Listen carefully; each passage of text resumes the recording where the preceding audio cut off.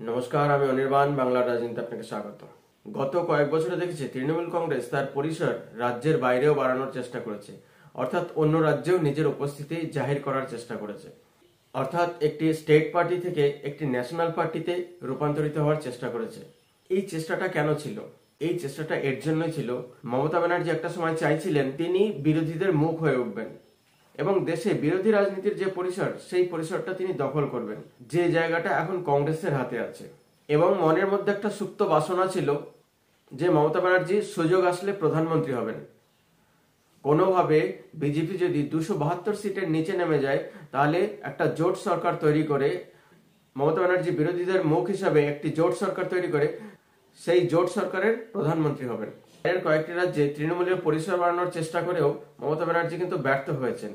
মমতা ব্যানার্জি কিন্তু খুব ট্যাকটিক্যালি এই ব্যাপারটাতে এগিয়েছিলেন। একটি স্টেট পার্টিকে একটি ন্যাশনাল পার্টি হতে গেলে সেই পার্টিটিকে 3টি রাজ্যে কমসে কম 2টি করে বিধায়ক থাকতে হবে। তো মমতা ব্যানার্জি এটি চেয়েছিলেন, যাতে তিনি একটি স্টেট পার্টি থেকে একটি ন্যাশনাল পার্টিতে যান।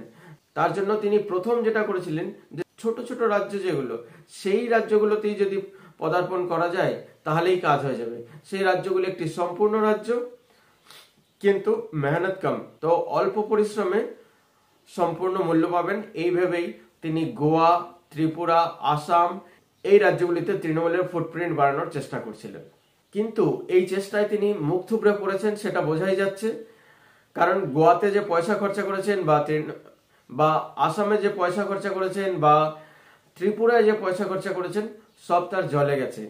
গোয়ার একজন নেতাও আজকে তৃণমূল করে না, বা গোয়ার একজন ব্যক্তিও তৃণমূলের নাম জানে না। তদ্রূপ আসামে, তদ্রূপ ত্রিপুরায়। তো মমতা ব্যানার্জির যে সুপ্ত বাসনা ছিল স্টেট পার্টি থেকে ন্যাশনাল পার্টি হবার, সেই ইচ্ছাটা দমিত হয়ে গেছে। এখন ব্যাপার হচ্ছে, মমতা ব্যানার্জি এই নিজের স্টেট পার্টিটাকে নিজের স্টেট পার্টি রাখতে পারবেন তো? এই পশ্চিমবঙ্গ থেকে তাকে মুছে যেতে হবে না তো? এত বড় কথা কেন বলছি? কারণ তৃণমূল কংগ্রেস আজকে কিন্তু পশ্চিমবঙ্গের বিভিন্ন পরিসরে নিজেদেরকে ধীরে ধীরে সংকুচিত করে আনছে। তাদের মনে হচ্ছে যে কিছু জেলা তাদের নয়, সেই জেলাগুলোতে কিন্তু তৃণমূল কংগ্রেস লোকসভায় অনেকটা পিছিয়ে এসছে, প্রচারে অনেকটা নিচে রয়ে গেছে। উত্তরবঙ্গের কথাই ধরুন, উত্তরবঙ্গ তৃণমূল ছেড়েই দিয়েছে, উত্তরবঙ্গের 6টি আসন তৃণমূল ছেড়েই দিয়েছে। তারপরে আসছে বৃহত্তর মেদিনীপুর, অর্থাৎ পূর্ব মেদিনীপুর, পশ্চিম মেদিনীপুর।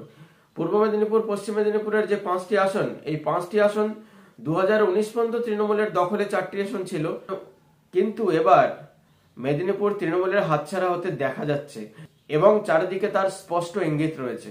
এই 5টি আসনের 5টি আসনই তৃণমূলের হাতছাড়া হতে দেখা যাচ্ছে।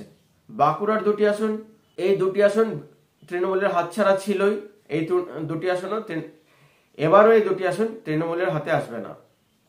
পুরুলিয়া একসময় লালগড় ছিল, এখন সেই লালগড় পরিবর্তিত হয়ে গেরুয়াগড়ে পরিণত হয়েছে।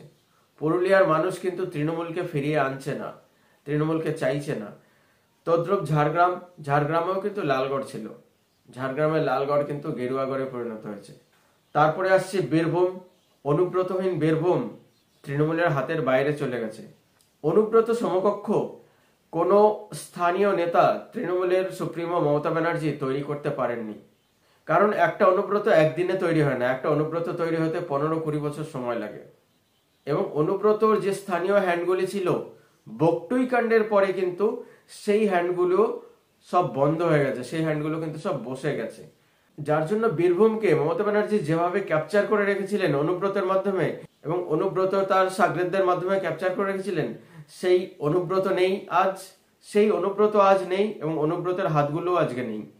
তো এই অনুব্রতহীন গড়ে বীরভূম কিন্তু তৃণমূল শূন্য হতে চলেছে। জন্যই মমতা ব্যানার্জি অনুব্রতকে বীরভূমের বীর বলতেন। বর্ধমানের যে আসনগুলি, বর্ধমানও তৃণমূলের হাতছাড়া হতে দেখা যাচ্ছে। দক্ষিণবঙ্গের সম্পূর্ণ আঁচ এসে বর্ধমানেও লেগেছে, বর্ধমানেও দেখা যাচ্ছে বিজেপির উত্থান। তারপরে বাঁচলো কোন জেলাগুলি, যেগুলোতে তৃণমূল নিজের জেলা বলে দাবি করছে? মুষ্টিমেয় কয়েকটি জেলা বেঁচেছে, উত্তর 24 পরগনা, দক্ষিণ 24 পরগনা, কলকাতা, হাওড়া। এই জেলাগুলোতে তৃণমূল এখনো শক্তিশালী আছে। কিন্তু এটুকু নিয়ে কি রাজ্যে ক্ষমতায় থাকা যায়? এবং এটা বলবো যে এই যে 4টি জেলার কথা বললাম, এই 4টি জেলার কিন্তু এতেও কিন্তু বিজেপি থাবা বসিয়ে দিয়েছে। এই 4টি জেলাতে যত লোকসভা আছে সব কিন্তু তৃণমূল নিতে পারবে না, এখানেও কিন্তু বিজেপি থাবা বসিয়ে দিয়েছে। তাহলে তৃণমূল রাজ্যের সরকারে থাকবে কি করে? তাদের রাজ্যে সরকার চালানোর ক্রেডিবিলিটি কি থাকলো? যেখানে সম্পূর্ণ রাজ্যে তাদের গ্রহণযোগ্যতাই নেই, তাহলে সেই রাজ্যে কি করে তারা সরকার চালাবে? তাহলে কি মনে হচ্ছে না শুভেন্দু অধিকারী যে কথাটি বলছেন 2026-এর আগেই এই সরকার ফেলে দেব বা 2024-এই আবার বিধানসভা ভোট করাবো, সেই কথাটি সত্য হতে যাচ্ছে?